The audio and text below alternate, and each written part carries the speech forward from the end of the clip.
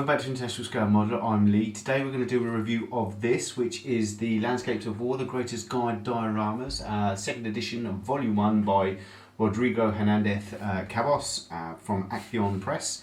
And this follows on from the Airplanes in Scale that we did. It's by the same people, same layouts and things like that as that, and I've got it from Ammo as well.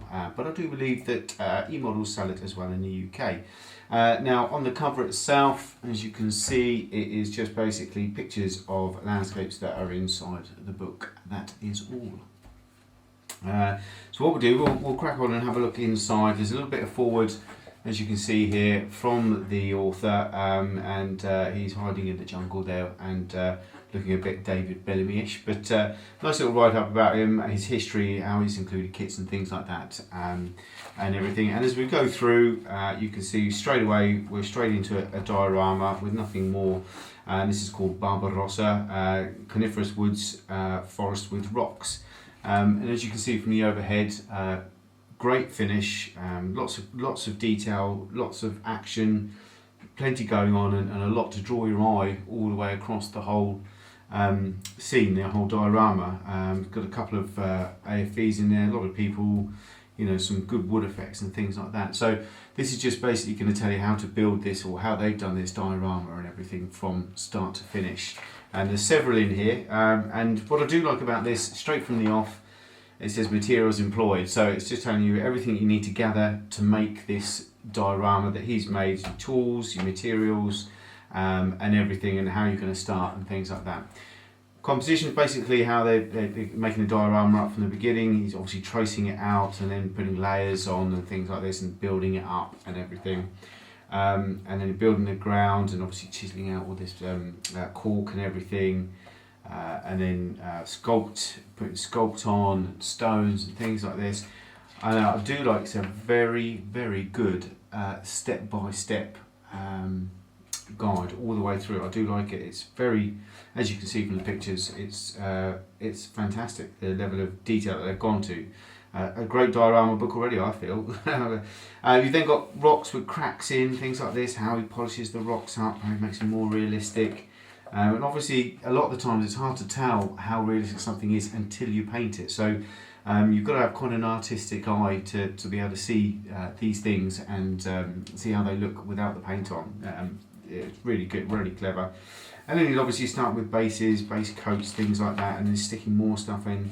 And then he comes to another section about modelling the tree trunks, again another separate entity on the diorama, tools needed, materials involved, all things like that. How he's made his own pebbles and or rocks and branches, just look like real twigs there that you just cut down and things like that. So really nice indeed. And you're looking like you've got real wood. He's put real wood and then milliput around the real wood, and then make it into tree trunks. And this is how he gets that split log effect on the end, which is really very, very good. And going through again, basically picking up this tree stump here, and he's using real wood to do the split tree trunk, which is brilliant, excellent idea. So it's a half and half job, as you can see, and as you can see the pictures are flowing all the way through, good level of details, the way he's adding details to the existing branches with milliput and things like this, and then spraying, very, very clever, very good indeed. And then he's gone to the painting the ground pathway, and obviously he's used the paints involved, the oils, everything like that, all the way through, and everything. And as you can see, you know, it's got his palette boards, his colour charts and everything here that you can see. Well, I'm going to use those colours, those are the colours I need. And basically the whole painting and weathering process from start to finish on this whole base, and again painting the trees, adding detail and stuff. And again, every step of the way is explained, and it's all the different colours for all the different areas and things like that. And I think that's really, really good. And every aspect of this diorama has been explained right all the way through, and I mean this really cracking detail, fantastic detail all the way through. And as you can see here, he's added other bits and moss and vegetation, and again then we're into pigments for the AFVs that are on there, how he's weathering them to match the scene, which is very important. It's getting the same colours of the mud and things like that in there. Absolutely fantastic, start to finish. So not only have you got a diorama, you've also got weathering your AFV to match the diorama there.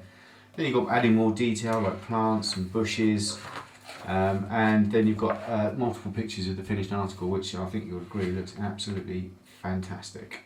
Really does. So much detail in there, so much to see, so much to draw the eye, and it's one of those dioramas that you'll look at, and every time you look at it, you see a little detail more. You know, there's always something more to see, which is an ideal, perfect diorama in my eyes. But absolutely fantastic.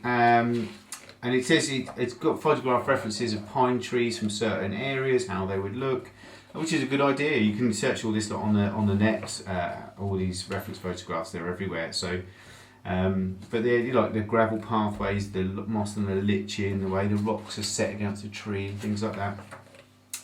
And you've got another one, you've got a winter one now, Counter Strike and Retreat, winter 1943-44, and again, basically, same process, right from the very get-go. He's explaining everything, how he built the bases up, how he adds the detail before he does other things, and then adding paste mixtures to get the tracks up, and the washes and the levels. The detail is absolutely fantastic, it really is. And as you can see, I'm flicking through this because a lot of them are going to be the same. But it's a very simple diorama, and he's literally just added the tank with no weathering on whatsoever. So it looks a bit out of place, but I think then he's got the base down, he makes it look like a normal scene, and I would imagine on the next page we start adding the winter. You know, he's adding the little still waterfall. Water effects, I think, are very tricky to get right, and it does take a lot of practice. The only trouble is this still water and everything's quite expensive, so you'll try and get it right as soon as you can if possible. But then you go on to Lenny's adding the ice and things like that, and as you can see, the winter part is starting to build up. And again, he's using a lot of the deluxe material stuff, which is quite popular. They do very good. The deluxe materials do fantastic stuff for dioramas. A whole range, pretty much cover everything you need. And as you can see, how he's done these trees and things like that, and then stretching sprue stretching clear sprue to get the icicles. Fantastic little idea, really clever. As you can see, he's done the treaded snow there as well. He's got got the wet thing, and then got a little bottom of a figure and just done footprints and everything. Brilliant idea, really good. And then you can see the finished article. And again, winterizing stuff is, I think, personally quite hard to do because a lot of the snow effects and things like that just don't have that scale effect, and you just lose the realism in it and everything because you can't quite get that scale just right. But again, more reference photos, and we'll just flick through those. And we've got another one. They've got a Cruel Pacific Bloody Beach. So it's a rusted Japanese tank there in the. Is this a Japanese tank? Yeah, pretty sure it is. In the beach there on the sand dune and everything. And again, it tells you how to build it up. And I think it's a Hygo, isn't it?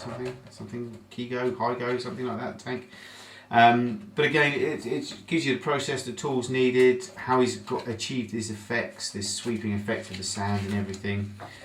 And really, really nice. Really, I love the way that everything's explained. Every little detail, every little part, and you can see the process of it, how he's done it, how he's added stuff, how he's added the paint, and at what stages and things like that.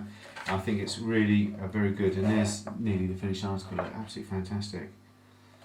And I love the way he's got that tank buried in there, and obviously he's done the tank separately. But again, they've got one more. You've got the duck hunt, which is a water one. It looks like you've got someone in an amphibious vehicle being shot at with the bullet spray there, by the looks of it. And obviously he's saluting at the bullet spray. The other one's got his head down. I'd rather get my head down. But again, process right from start to finish, right from the very start, how he's imagining things, how he's getting it together, planning the build, adding the bits and bobs and odds and sods. And you know, the water guide is quite important because this water is quite hard to achieve, I think, without the right effects. But as you can see, how they add the reeds, how he's done the bullet splashes as well, adding all the reeds in there, giving you an idea. This one had a little fog as well. That's fantastic. All this little detail really does add to the overall. And as you can see, top down there, let's just get the shine off. There you go. As you can see, all this little detail here, every time you look at it, you'll see something, you'll notice something new, and I think that's the signature of a good diorama, where every time you look at it, your eyes drawn to something new that you haven't seen before. And again, at the back of the book, you've got a techniques guide, which is the same as the Airplanes and Scale. Very rough thing. I think it's just a repeat of photographs that you've already seen, to be honest with you. And then at the back, there's a little bit more about what's his name, Rodrigo Hernandez Cabos, on the back of the book there as well. So was there four dioramas in there in total, and covering sand, winter, water, and a normal dusty one, muddy one as well. Personally, I think it's absolutely a really good book, and we've popped the price up already at the beginning. I think off the top of my head it's about £20-25. If I'm right, then it's I think that's a good deal for that book.